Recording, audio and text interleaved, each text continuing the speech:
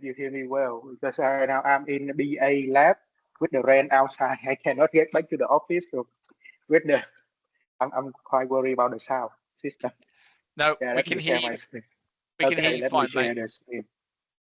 Okay. So my topic is about implementation of academic engaging enhancement methods in the newly offered course of electronic materials. Um, in this one, the outline is that I will introduce you why I came up with this topic, my project BDT, my claim, and my research questions, some literature review that I have done. Based on that, I have my proposed solution, the potential impact so far from my proposed solution, and several discussions. So basically, this course has been successfully offered in RMIT Melbourne, where the students have their very good lab facilities. And this is the first time offered in Vietnam. And we also have the problem with the equipment. Also, we don't really have the labs, such as the clean rooms or other facilities in at RMIT Vietnam. So it required me to adapt the course content and my teaching method to maintain the same academic standards to the one that we are currently offering in Melbourne. And then also, um, not only to make some equivalent method, I will need to make it more to have the student to be more engaged in the course materials. So basically, I will need to list out my PDT. That's the thing that I know is that this offers in Melbourne already. Um, what I don't know is about the equivalent method. And what I need to find out is the method that can replace the traditional lab activities in the situation of having no lab facilities. The second thing is that my students, as I know from SST, they are mostly coming from engineering field, so they look like they are familiar with engineering study style rather than scientist study style, at which they learn more about application with the formula. They know how to calculate it. But in this course content, when I look at through it, I see that it mostly have the phenomena, why this happened, why this reaction happened, right? And go to the atomic level structures. So basically, it's not very familiar with our student learning style so far. Um, I would like to research on this one to find out a method that can engage the engineering student into the no lab based scientific course like this. So my claim is that to create interesting scaffolding activity on canvas is good enough method, just a good enough method to substitute the lab's hand-on experiment and to engage student into the course learning activity. So I came up with 4 research questions. First of all, have any research teams or experts so far in the world figured out a method to teach the lab-based course without lab, especially in scientific course? The second thing is that what is the purpose of lab session in those scientific course, right? Are they used for theoretical knowledge verification or to get learners well equipped with their hands-on experience at the workplace after completing this course?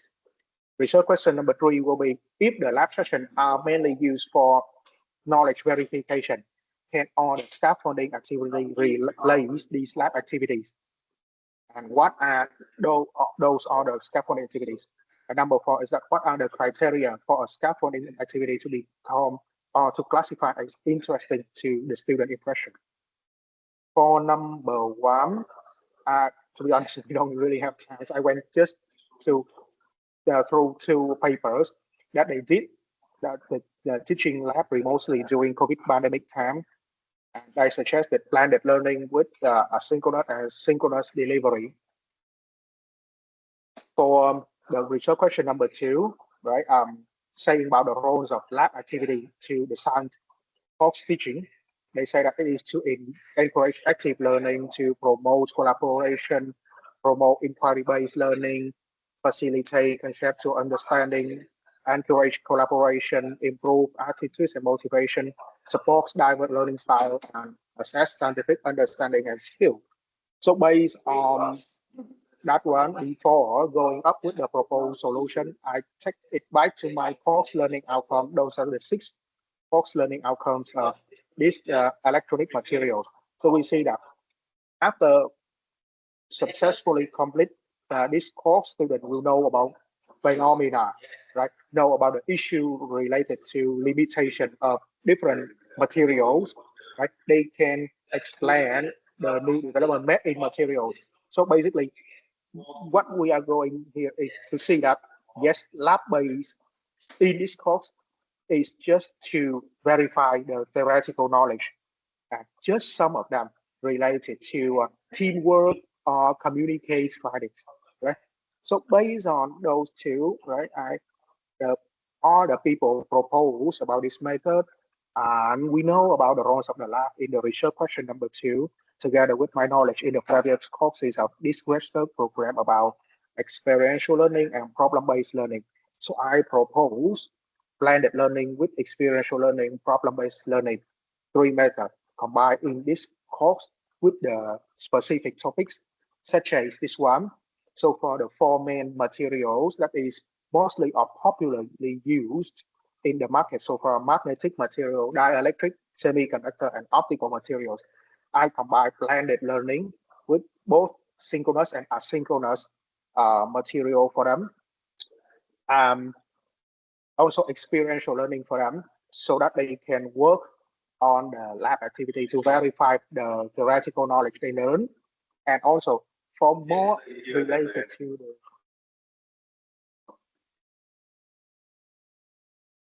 the application. So I will go ahead with the optical and dielectric, right, because they have more application in the real world. So go ahead with the problem-based learning. And for the last 7 content, I just go let them to do the problem-based learning, to do the self study, to figure out what's going on. Right? Uh, for research question number 3, right? Based on the scaffolding theory of Vygotsky, and also in the other paper from Van der Stoep, so they said that if the um, scaffolding activity put into small parts of scaffolding activity, it will help the student to learn even more better. So I move up with the research question number 4, which they say some criteria about an interesting scaffolding activity to students. That we will need to have teacher qualities, mean the teacher had to involve in this one to explain the student at some steps, and student involvement, and collaborative learning, practical engagement, personal involvement, meaningful relevance to the life that they will apply to, novelty and some challenges, and also the teacher and student relationship. And based on that one, right, based on the roles of scaffolding activity and the criteria of the interesting scaffolding activity, I propose visual simulations plus an animation plus short reading chapters and clear explanation for my students. So basically, each week module of my Canvas, they will have pre-class preparation with very short book chapter, around 10 pages for them. And I tell them which pages to read so that they can prepare for the class before coming to the class. In the lecture, I will prepare the slides for them without formula or without explanation of a phenomenon. They will need to take note by themselves. If they miss any information, they need to watch the video recording one more time. I won't provide for them. They will need to watch the recording to feel it by themselves in order to learn. And also, I have the surely pre-class recording and after class, post-class recording. They can always go to the materials provided by, that's what they call resource list from RMIT library, so that they can watch it again. And in the lab, because I said experiential based learning, they need to do some experience. So they will use some simulation with very huge animation. For example, explain about Faraday's law in magnetic field. I show them learning goals very clear in this one, for example, in which in this lab, what they can do, what they can be benefits from, right, after having this task completed, right? And actually, I will give them more clear explanation about the phenomenon, what is going on with that one. So basically, those are my proposed solution.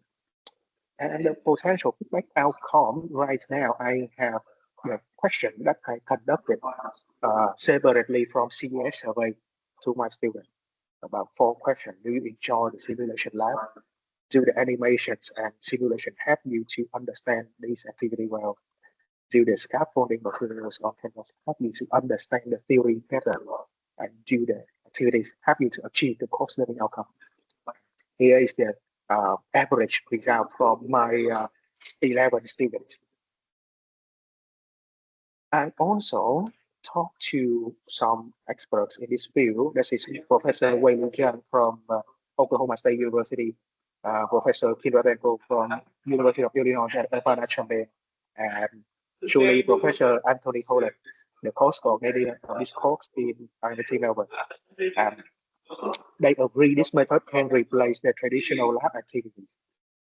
They also agree, not strongly agree, but agree that the simulation and animation are equivalent to the hands-on activities. But they also said neutral because the feeling of the student, for example, they do electronic packaging, semiconductor packaging, for example, in the clean room, the real feelings. They don't think that this can replace that feelings when doing hands-on experience for the student. If one day they are recruited to a company that have the clean room to work on. So basically, I would like to discuss on the potential impact so far that I have. Is right, the proposed solution is well reflected through the positive feedback from both students and experts. But the concern is that this is just the small size of feedback, just 3 experts and 11 students. And I can say this is not very well reliable because just a small group of people. Right? Percentage is 100%, right? But just a small group. So I suggest that in the future, this proposed solution should be tested with the class which have bigger capacity, more diversified backgrounds of students with a higher level of knowledge or with more basic knowledge to see whether it could be appropriate to apply massively in RMIT in the future. So those are my information and several sources of reference here. Thank you for your attention. I'm open for questions. Thank you, Kong. Can we start with you? Just your thoughts, impressions? Sure. Thanks for the nomination, Glenn. and thanks a lot for your presentation, Khương. Overall, very good presentation. I think you have successfully identified the key issue of the course. Which in this case, it is the lack of lab infrastructure in Vietnam. Basically, Melbourne basically has the best infrastructure to run these kind of course. Maybe we might have the best facility out of Victoria State in Australia, claim. Yeah, so that's what we have in Melbourne. Having said that, in Vietnam we don't really have much to run on these class activities. As a result, I think that Khương already found out and propose alternative method. In this case, I think you call it the scaffolding activity method, right? Which I think is a good alternative way to run the practical activities and the lab activity of this course. I have some question here, Khương. I mean, you mentioned briefly about some of the key topic or activities of the course, and you make some decision based on which particular topic will be run on either the blended learning or the experiential learning or problem-based learning, right? So let us know a bit about the difference between experimental and problem-based learning, right? And do you have a set of criteria to make that decision? For example, this activity should be run based on experimental learning, and that activity should be run based on the other approach, right? Let us know. Also, I have a question here. I'm not sure whether it was addressed in the presentation or not. So let me know if I missed that one. But with the lack of practical lab activities, do you think or will there be any impact on the course learning outcomes? Because the course learning outcome in several cases say very explicitly that student we need to be able to do this, to be able to do that. That we need to have the hands-on experience, for example. Right. So will there be any impact on the course learning outcome in this case with the alternative method that you propose? Yeah, thanks, Henry, for the two questions. So for the first question about the topics, I went through the course that we have in the course canvas shelf in RMIT Melbourne. I discussed with Professor Yong Sang Lee and also Professor Anthony Holland about the topic they are delivering. So they also have what we're emphasizing in the four main topics, and for the rest, they will let the student to do self-study. So that's the first Oh, one. The second one is that even they have self study, they would suggest we to us to look at the some case study.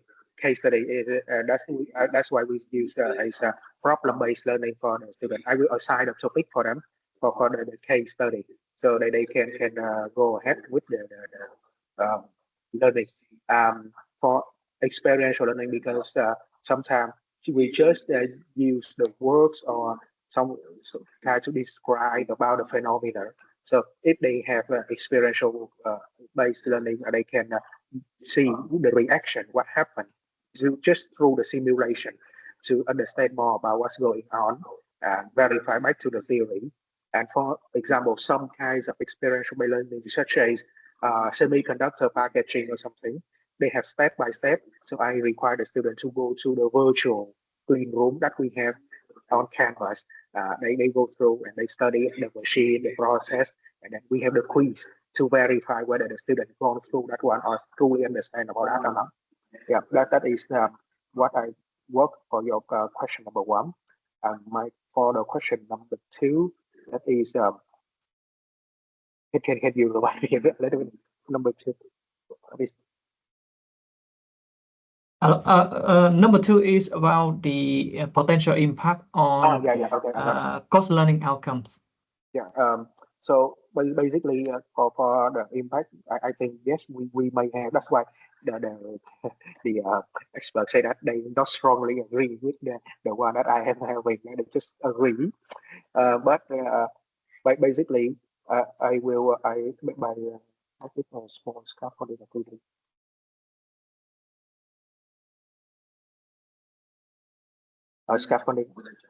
Scaffolding activities. Basically, I will make it small, and we have quiz. That's why I have four quiz in this one to verify um, both not only theoretical but the experiential question to make sure that they know. So I ask back about the phenomena. I ask back the step. What is the step, so that I can control if they know or truly understand about the progress or process, if they are doing it in the future in the real work. Right. Thank you. Yep. Yeah.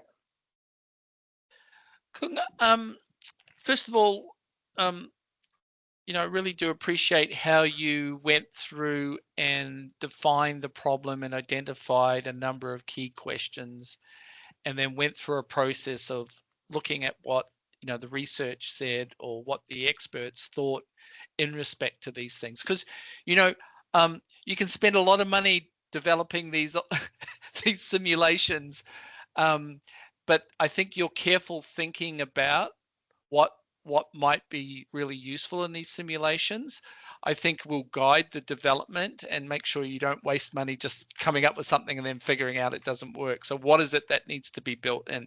But I wanted to ask a little bit about what you said about scaffolds. So you talked a lot about how scaffolding is really important, and one of the reasons why we have labs and we we give them step-by-step guides for labs is because students need that support. Just throwing them in the lab and asking them, or throwing them online and say, play with this simulation, is not necessarily going to work. So we often provide the scaffold, step-by-step guides or instructions, or make the simulation quite simple, so it's almost very intuitive to be able to figure out what you're supposed to do. But one of the things that we've learned in the grad cert is scaffolds are really important for when students are novice learners. And what we tend to do as students' expertise gets increased, we withdraw the scaffolds. So if someone is an experienced person like yourself, you don't need to have the same level of scaffold compared to an undergraduate student. So I'm just wondering, when you are designing your activities, how are you going to accommodate the fact that when students begin the course, they may need a lot of scaffolding, but by the end of the course, they may not need the same amount of scaffolding? Does that suggest that the design of the activities may vary as you go through the course? Yes, yeah, thank you for the very good question. Then, yes, that is what I am doing. At the very beginning, we have a lot of scaffolding activities, and later on, after the first 3 topics, now they are familiar. Normally, after week 6, they are now familiar with the learning style. So I just send the chapter. I don't say which page to which page anymore, for example. Now they need to go and make them more professional in that one. For example, in the first 1 chapter, I had to go only 10 pages, but then later on, I add more. But I still ask the quiz, in the quiz, in the assignment, about what I gave them to read, so to ensure that they truly read. That's like and also we have instead of having the simulation and hands-on experience, we still have some hands-on experiment, some small hands-on experiment at RMIT. We can do that. So instead of having just the simulation only, or simulation and then hands-on, at the very late week, week 9, I ask them to do some hands-on experiment also to verify their knowledge. And we also have a guest lecture from industry to tell them about the application of the particular material in the reality. So we try to make some win for integrated learning, and how can they expect to have after graduation with this course. Right. Gentlemen, that brings us to the end of the presentations. Thank you so much. First of all, I want to thank WE for sponsoring the activities, the projects, and of course, he has an interest in seeing each of these projects following through. So most of you, what you've done is you've designed the plan for the implementation, and so I think we will be keen to see that implementation happen next semester, or when you have it planned, because I think the plan is great. So it would be such a waste that we don't see these plans get implemented and see the courses that you want to develop. So first of all, congratulations on presenting in a scholarly and an informed way. It's a credit to your learning in the grad cert that you're able to present in such a way. I think, like I was saying to Kong, I just really appreciate your methodical approach. Don't just rush in with the solution. Try and figure out what's the problem I'm trying to solve. What do I already know that I can bring to bear? What do I need to go away and find out? And then being really careful about the solution so that it matches the intention that you've described through your problem definition. So well done, gentlemen. Excellent. Look forward to reading your reports to go with this, and look forward to giving you feedback. Just a short reminder, as you come to the end of the course, we value your feedback. You are the first graduates of the grad cert, so I've been putting a lot of importance on your feedback to this course. in helping to shape the course for subsequent people. So appreciate if you can take a bit of time to fill out the CES survey for the course, and we welcome that. Otherwise, like I promised you all, given you're the first cohort, I'm looking forward to taking you all to dinner, but we'll do it after we've done the grading. So you can't bribe me with a beer or anything. So when we finished all the administrative stuff is all finished, I look forward to taking the first cohort out to dinner. Okay, so thank you so much, and thanks again, Wee. Take care, gentlemen. Thank you. Thank you, everyone. Have a good day. Thank you. Bye, everyone. Bye.